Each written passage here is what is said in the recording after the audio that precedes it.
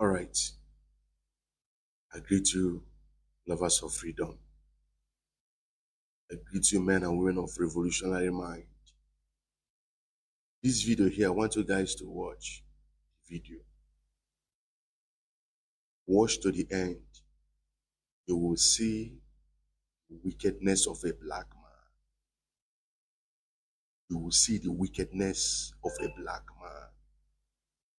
You will attest that the reason why black race is the lowest of the whole race, despite the number of mineral resources in Africa, yet they are the lowest of the low.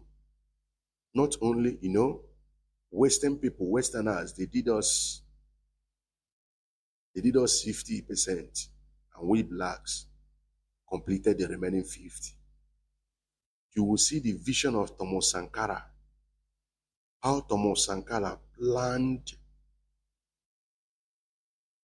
the future of Burkina Faso, how he sent orphans, bright orphans, people who don't have parents, he's taking care of. He sent them to Cuba for studies. At the process of, those children studying in Cuba, they assassinated the guy. And the person that assassinated him was his bosom friend. Then you will see what that his bosom friend did after he succeeded in buying the guy. Those children that were sent to get educated, to learn some professions, so that after learning it, they will come back and impact it in their society in Burkina Faso. You will see how this guy that assassinated Thomas Sankara and took over the power, what he did. DCOG, black people. Black people are heartless. I want you guys to watch. I greet you all. Peace and love. Burkina Faso's government abandoned 600 children, most under 10, in Cuba, and this is the heartbreaking story of what happened. But interestingly, most people have never heard about this fascinating story, especially the country's deep brotherly ties with Cuba. You see, when Captain Thomas Sankara was assassinated, all that remained was his grieving family, a nation's and continent's broken dreams, plus 600 orphans in Cuba. But in my opinion, when the visionary captain took power through a military coup in 1983, it marked the country's only true independence, one that genuinely cared about its people. Listen, the man was a leader who believed that quality education was vital to a revolution, emphasizing that schools should empower children to be self-reliant,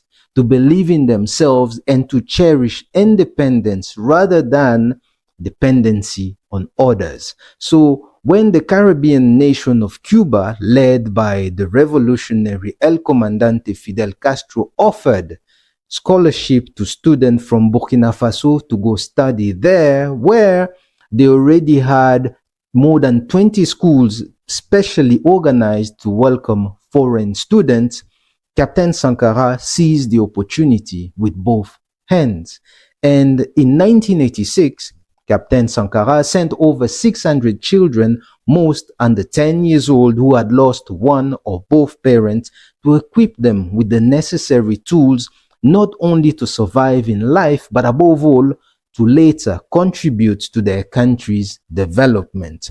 But here's the interesting thing.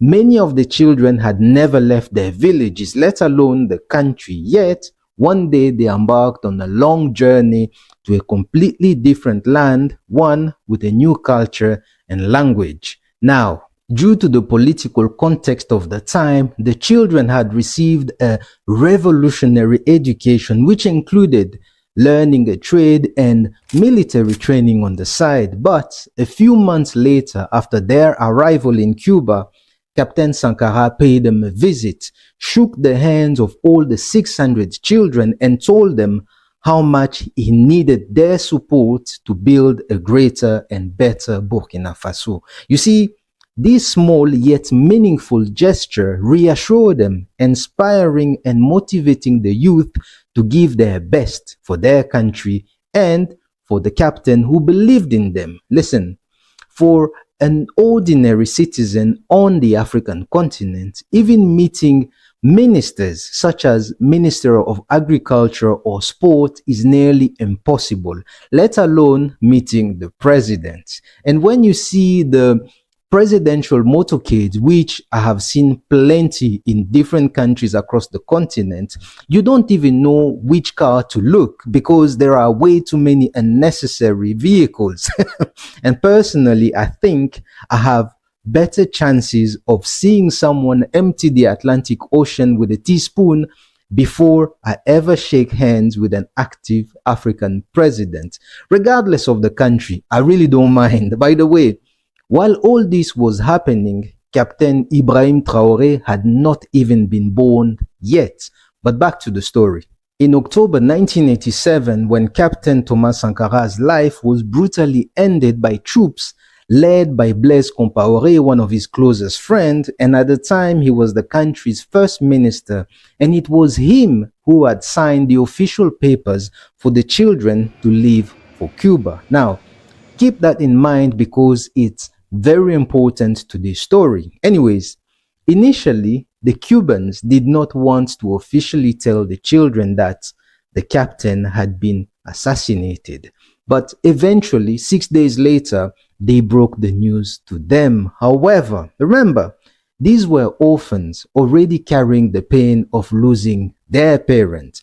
Now, add to that the fact that they were far away from the continent and their families in the African sense, and now they had lost the very man who had given them a purpose, a seat in his vision to build a greater and better country. So as you can imagine, a devastating and unbearable grief settled in the heart of these young children, leaving them feeling abandoned, anxious, and alone all over again. I mean, this was despite the efforts of Cuban's teachers and educators to try to comfort them. But worse, these children were ostracized from their country because the new government feared they would seek vengeance, especially since they had received military training in Cuba.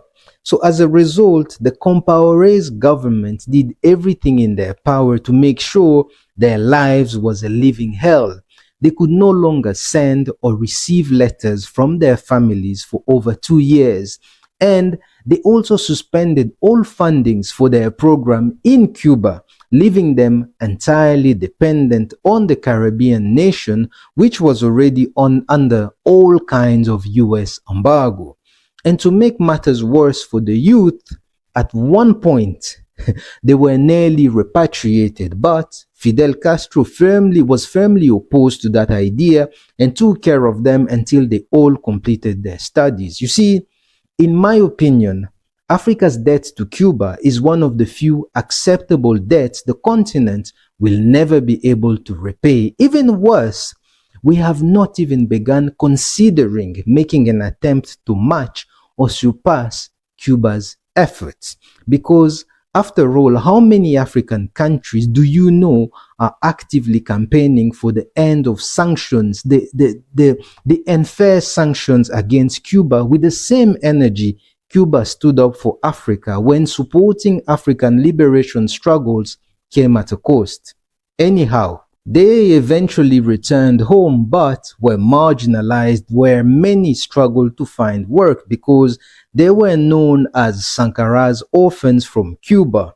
But this was not the welcome they would have received under the captain's leadership.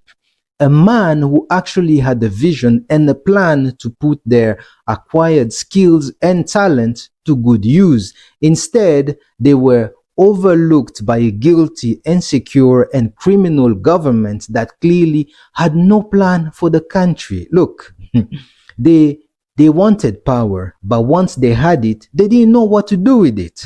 And by the way, all these stories are told by the very people who experienced them. There is a whole documentary about this called Les Orphelins de Sankara, which means Sankara's orphans. And if you are interested, let me know in the comment section and I'll put you in the right direction with one that has English subtitles. Don't forget to like, share, and subscribe. I appreciate your support. We, ni nini?